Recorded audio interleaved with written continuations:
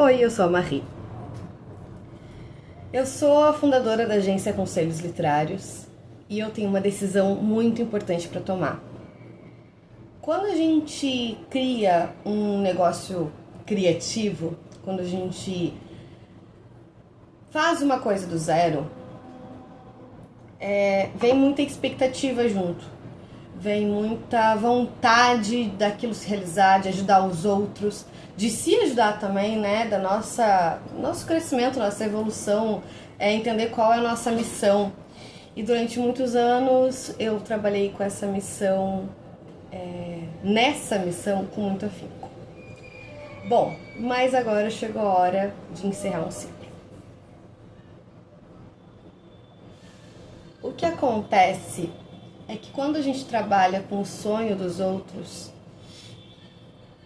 existem muitas coisas que não dependem de nós. Não depende do nosso esforço físico, mental, do nosso trabalho. Depende mais de sorte, marketing, estratégia também, né? Minhas formações são em marketing, em letras.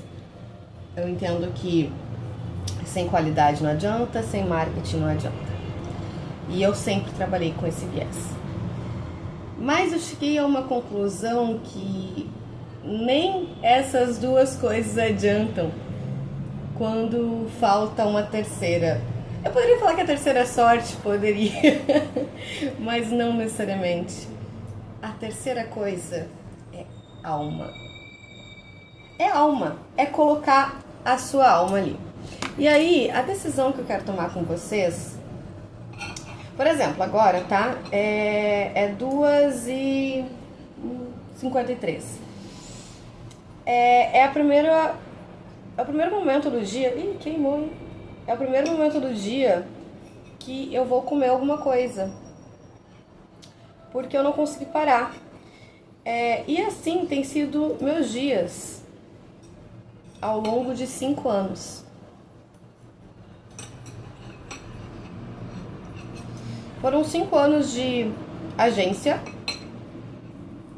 5 anos de conselhos literários, 5 anos me dedicando aos meus autores, ao que eu acredito. Nós somos a primeira agência de refinamento e criação literária do país. Nós nunca fomos uma agência literária no sentido de vender as obras, os originais, os autores para as editoras. Esse trabalho, ele começou a ser feito quando eu ficava muito frustrada pelos meus autores não conseguirem de verdade alguma coisa, e eu acabava falando assim, eu vou lá e vou dar um jeito de conseguir. Mas a grande verdade é que isso não é pra mim. Eu não tenho esse instinto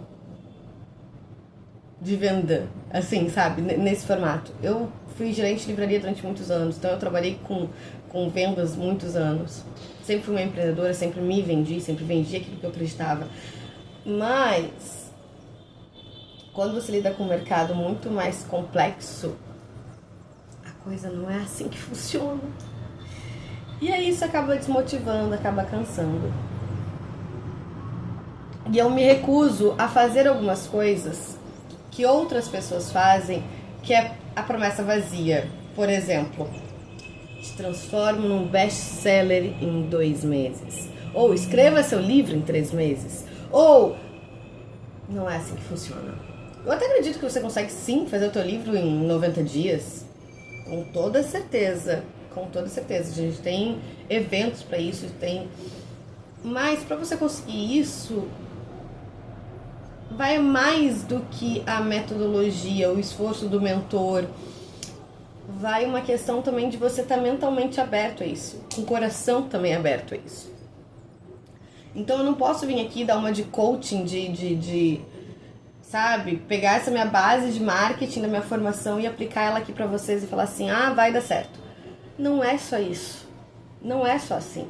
E eu sou muito verdadeira em tudo que eu faço. Quando eu fundei a agência, 5 anos atrás, eu estava no processo que eu ia na casa de uma autora 2 vezes na semana, sentava do lado dela, na escrivaninha dela, para refinar a obra dela. A agência surgiu porque, como eu já trabalhava com marketing, eu trabalhava em agências de publicidade, de marketing e principalmente com o mercado editorial, porque eu fui livreira há muitos anos. Também trabalhava no setor de editorial de uma revista, mas também sempre atrelada ao marketing, que a revista tinha campanhas pagas, publicidade. Eu sempre vivi esses dois lados com muita união. E aí, por isso que surgiu agência, por isso que eu botei o nome de agência, não agência de literária no sentido normal, mas também uma agência que olhava para o livro mais do que o texto bom, mais do que a capa boa, mas olhar para o texto como um todo. Por quê?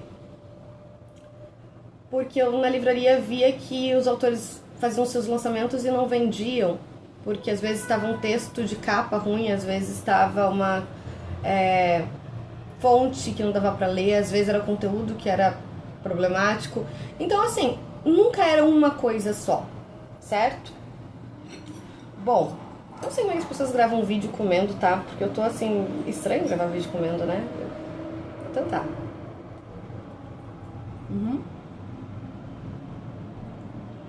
Mas o que acontece é que eu não sei iludir as pessoas. Eu não sei fingir que vou entregar algo que eu não vou entregar. Então, é muito frustrante quando você não promete isso, mas cria uma expectativa para os autores, porque eu sei que os autores me procuram, como já deu muito certo com algumas pessoas, eu já consegui adaptações literárias, já consegui muito autor avançando, crescendo na carreira, já consegui tanta coisa incrível, que eu sei que muita gente chega para mim nessa expectativa. Só que isso, meus amores, não requer apenas o meu trabalho, ele vem muitas outras coisas, entende? E as pessoas não têm esse entendimento. Elas chegam pra mim e falam assim: eu só vou contratar a sua leitura crítica se você me der certeza que consegue uma editora do meu livro. Meu anjo, não é assim que funciona. Esse é um trabalho não pago.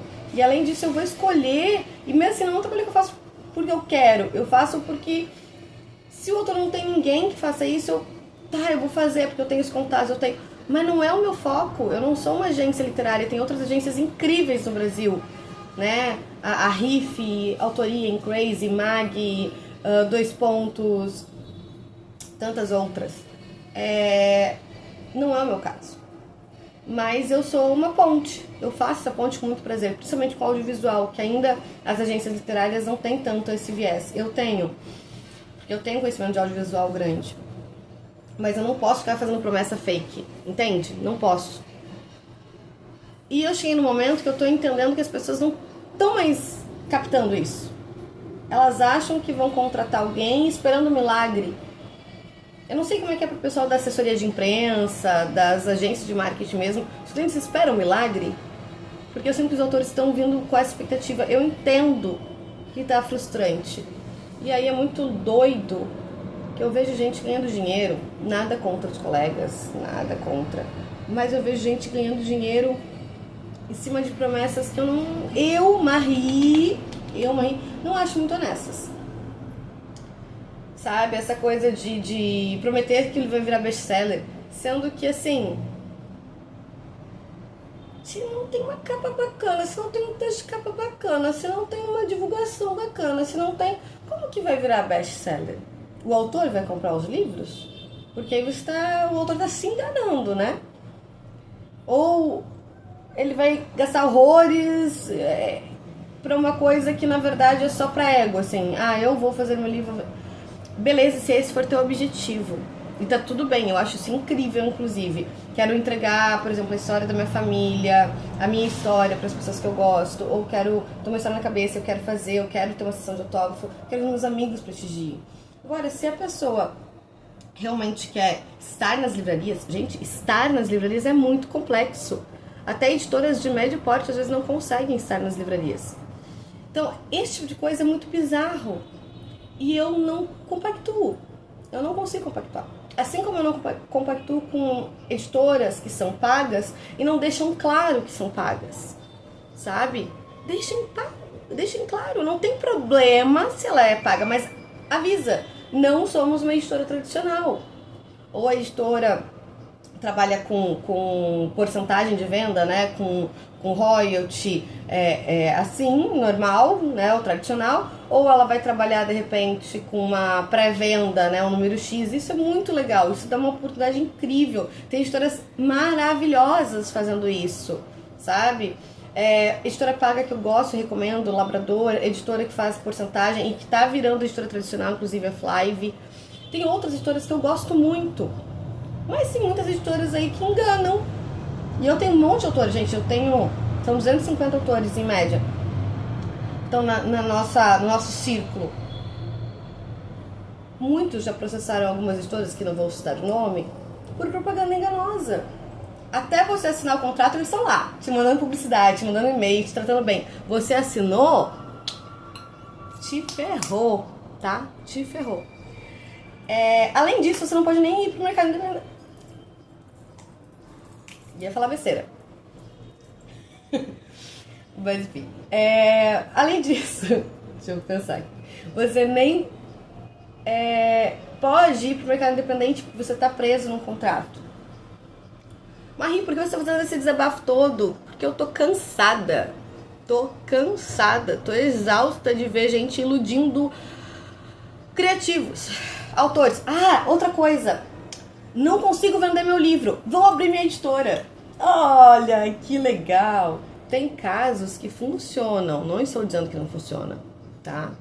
Conheço várias editoras incríveis hoje em dia que começaram porque os autores estavam frustrados por não conseguirem publicar ou não conseguirem um trabalho sério, e aí eles vão e criam seu selo. Mas é muito trabalhoso, é muito difícil, e se você acha que você vai ficar rico tendo uma editora, você não vai, tá? Porque quem fica rico no nosso mercado é, sei lá, a empresa que produz o papel. Nem sei se eles ficam ricos, na verdade. Ficam ricos, mas enfim. Então, o que acontece o nosso mercado é como se tivesse um batalhão de um lado. Tipo, o autor pensa uma coisa, o profissional pensa outra, aí o editor pensa outra, aí e a gente tá sempre nessa eterna batalha, né? Nesse street fight aqui. E não é assim que funciona. Então eu tô cansada. Nossa, eu me enrolei pra caramba, né? Assiste esse vídeo quem quiser, tá? Mas a grande verdade é isso.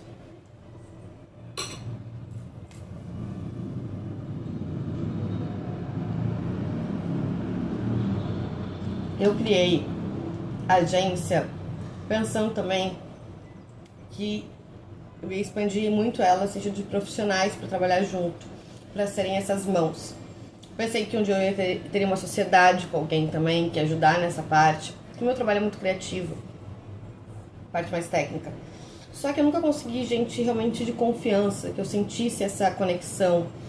Nunca senti gente que entregasse o que eu entrego com a mesma qualidade. E eu treino, nossa gente, treino as pessoas pra caramba. E graças a Deus consegui pessoas muito bacanas me ajudando.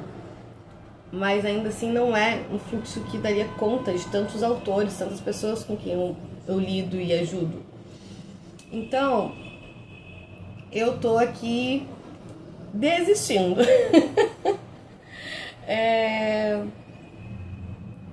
Maria, mas você vai desistir da agência? Não exatamente. E é essa decisão que eu vim tomar aqui com vocês.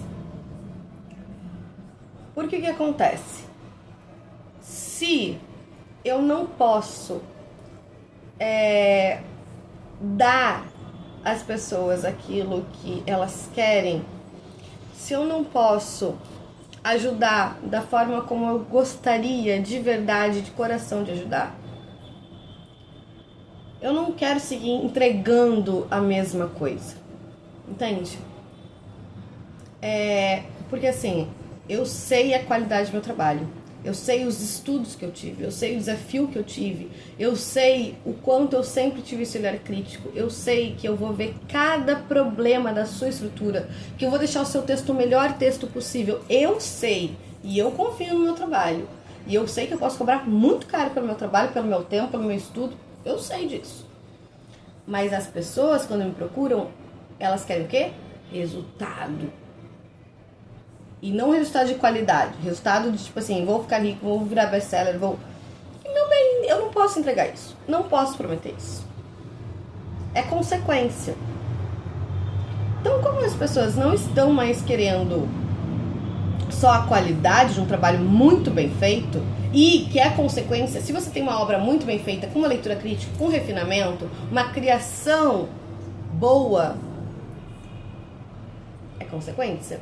Se você tem uma pessoa, um profissional que tem esse olhar de design, esse olhar criativo, esse olhar de venda de livraria e que te auxilia, é consequência você conseguir vender e virar best-seller. Mas requer tempo. E o nosso mercado é demorado. O editorial e o audiovisual. Dito tudo isso, esse é o motivo que eu estou desistindo.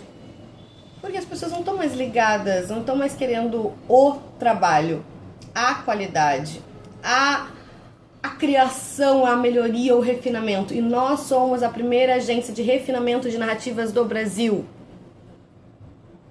Primeira que pensa estrategicamente. Desculpa falar, mas quando eu criei isso aqui, tudo era mato. Antigamente não existia leitura crítica assim, não. Existia lá fora, tá? Quando eu comecei, não era falado leitura crítica.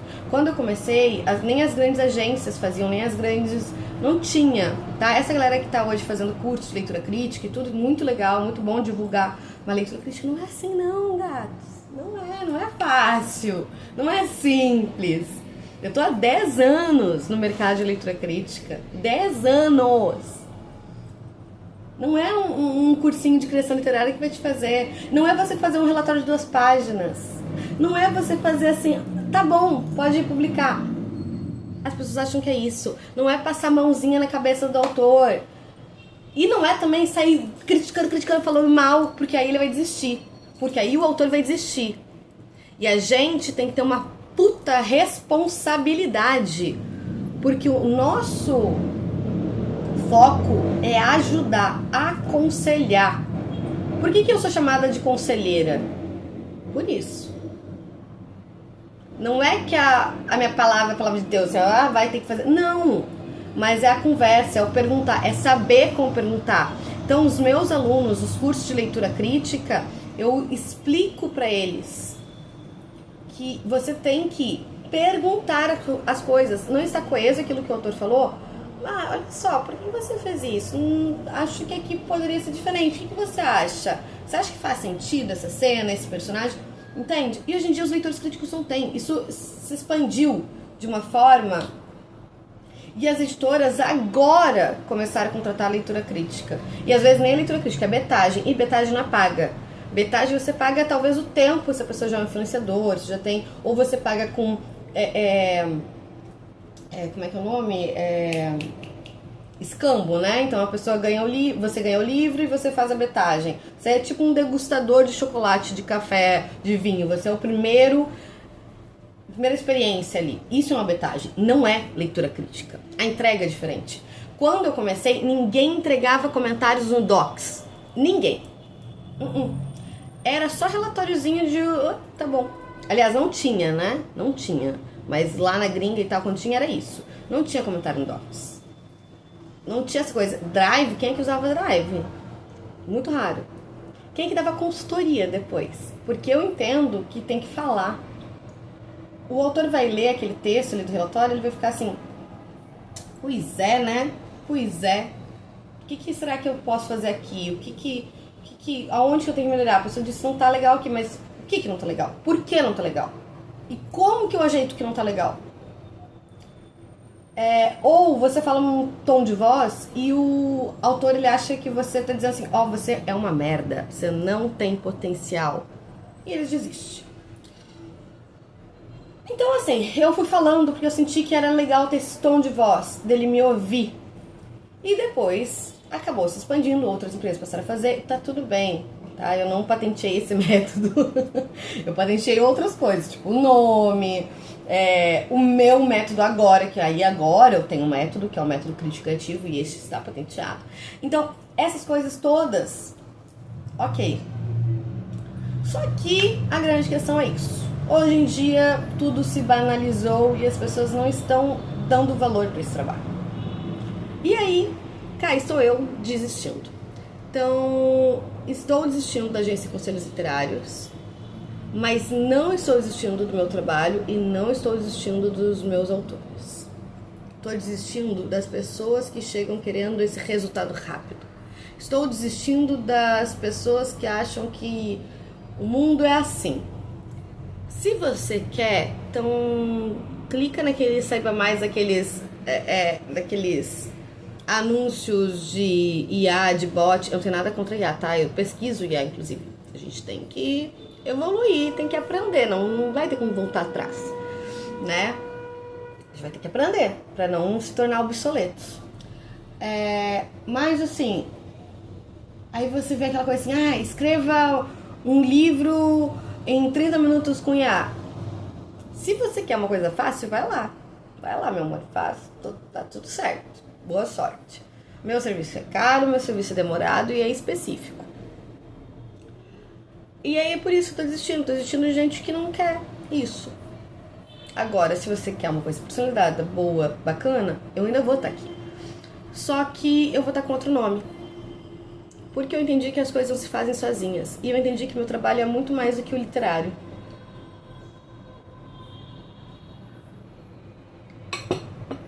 Meu trabalho ainda é voltado à literatura, a enredo, a criação de história, mas ele tem a ver com alma, com propósito, com ancestralidade, com deixar sua marca no mundo, com fazer as coisas com intenção, com intuição, com verdade, com sentimento, se curando e curando os outros através da sua escrita. Você já ouviu falar em biblioterapia? O livro, ele cura. Não importa, pode ser um terror, um romance, uma comédia, um hot, ele cura. Ele ajuda outras pessoas. E esse é o meu propósito. Então, estou aqui desistindo da agência Conselhos Literários e a gente vai começar uma nova etapa em breve. Semana que vem eu explico melhor. Tomada de decisão. Tô aqui com as cartinhas. Da editora Matrix.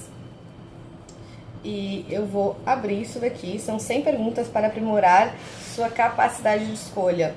Pra quem não sabe, eu tenho TDAH, comprovado, tá, gente? Não foi TikTok que disse. Tenho dislexia e descalculia. É coisa. Mesmo trabalhando com texto eu tenho, tá? Mas eu sempre fui uma leitora assídua desde criança e tudo mais. E descobri recentemente, no ano passado, por causa de uma autora, eu fui fazer a leitura crítica de leitura crítica de um livro de uma autora, e a personagem, ela tinha superdotação. E aí eu comecei a me identificar sem saber que ela tinha, porque isso também foi revelado pra personagem lá no final do segundo livro, inclusive. Eu só fiz a leitura crítica do primeiro, da Vanessa. Acho que o segundo ou terceiro que ela tinha me falado que ia revelar, assim, né? Mas... E aí, na conversa com ela, depois que eu entreguei a leitura crítica, ela me falou, olha, a personagem tem super altas habilidades, superdotação e tal. E eu me identifiquei tanto que eu, assim, tem alguma coisa errada. E aí eu fui procurar e é isso, gente, fui diagnosticada. Então, pra gente como eu, é muito difícil você fazer uma coisa sem propósito. É muito difícil você também seguir as regras de uma caixinha e ser colocado numa caixinha. Então eu nunca consegui trabalhar nesse formato muito padrão. Por isso que esse lado criatividade, esse lado, essa fluidez, se eu me sentir uma jiboinha, uma cobra. Mas não no sentido ruim, tá, gente? Cobra não é só ruim, não. Eu falo muito da cobra por causa do veneno, mas não. Cobra é fluida, ela tá assim, ó. Ela vai andando um dia melhor pra ela vai sentindo, ela vai trocando de pele, vai renascendo. Tipo uma fênix ali, tá trocando de pele. E eu me sentia assim, sempre trocando, sempre avançando, sempre indo, sempre me desviando, sempre desviando que não era bom, desviando que era errado.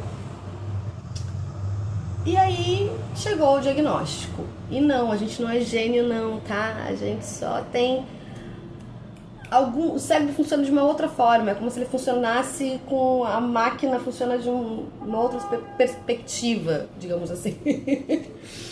Enfim, e isso também faz com que eu tome decisões de uma forma estranha. Eu escolho coisas complexas muito rapidamente, mas coisas não complexas eu demoro muito. Tipo, fazer uma mini bio eu demoro horrores pra saber o que eu vou cortar. Mas tomar a decisão de criar um negócio do zero, eu crio agora, na hora. Inclusive, eu já criei. Mas a tomar a decisão que eu quero fazer agora é... Se eu já mudo o arroba do Instagram, se eu já anuncio pra vocês ou eu espero. Porque eu já tomei a decisão. Então, eu ia tomar a decisão junto também, mas eu já tomei. Enquanto eu tava conversando, eu já tomei a decisão. Vamos ver. Qual o seu maior medo de tomar uma decisão importante e por quê? Meu maior medo de tomar uma decisão importante porque hoje é que eu tenho que recomeçar de novo. Eu acho que eu tô muito cansada de recomeçar. Eu só quero evoluir. Então a decisão que eu tô tomando agora é porque vai ser a última que eu vou tomar. Eu não quero mais mudar a rota de novo. Não quero. Eu quero agora só bola pra frente. Esse é o meu maior medo.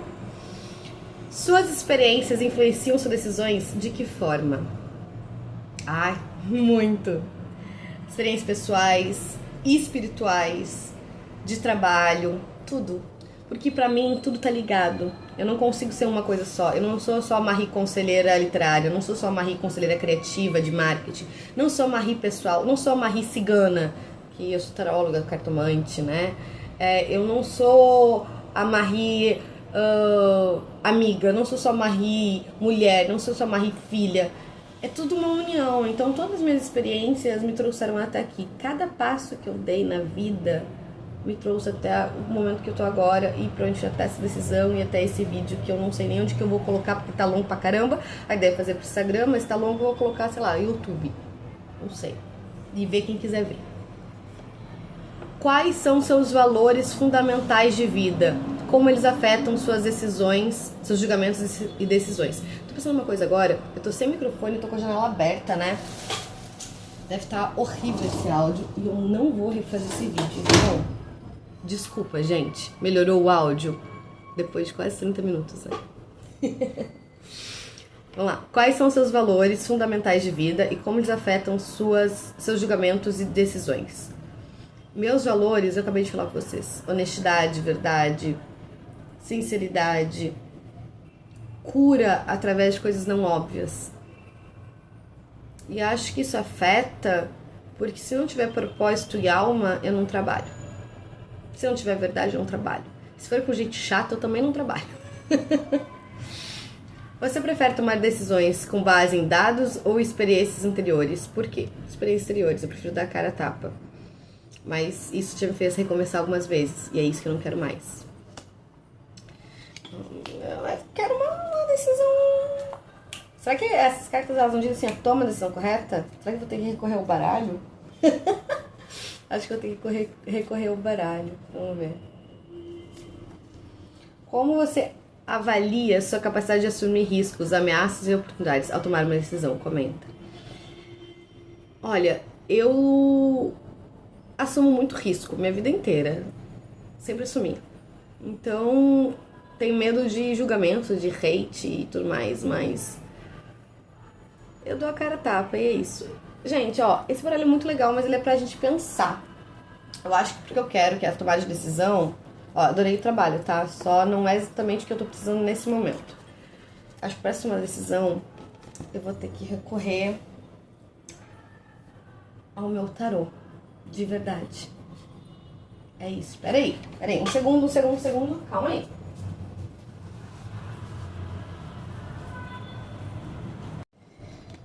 Vamos entender agora se é isso mesmo que eu tenho que fazer. Se eu tô no caminho certo. Vamos ver? Será que eu tô? Eu tô no caminho certo? É essa decisão mesmo que eu tenho que tomar? Eu tô no caminho certo? Tô no caminho certo, tô no caminho certo.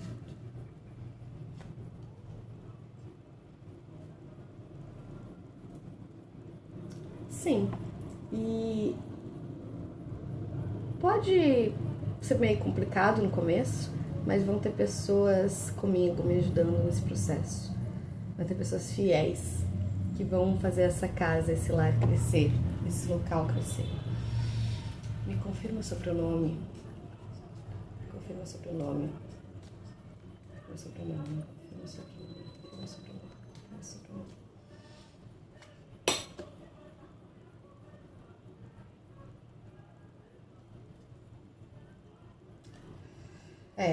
Enterrar uma coisa e recomeçar. Vai dar certo, vai ser um casamento muito feliz esse. Eu quero só uma confirmação, eu quero a confirmação que é isso que é proposto esse vídeo, é este o caminho, é assim que eu vou ajudar os meus autores, os criativos, as pessoas que querem posicionamento autoral, as pessoas que querem criar e trabalhar e ganhar dinheiro com sua criatividade, com a sua verdade, querem se curar e curar os outros através das suas escritas, do seu sentir. É esse o caminho? É esse o caminho? É esse o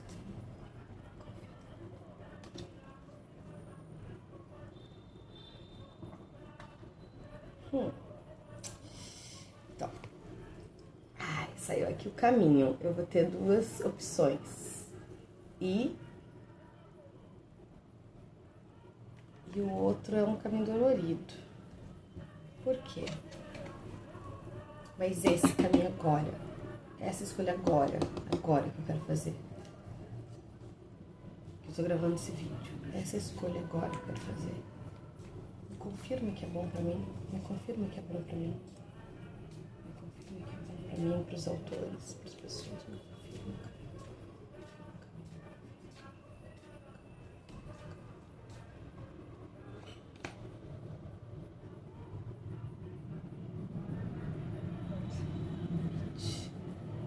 Vou receber um convite, ainda tem coisa que eu não consigo ver.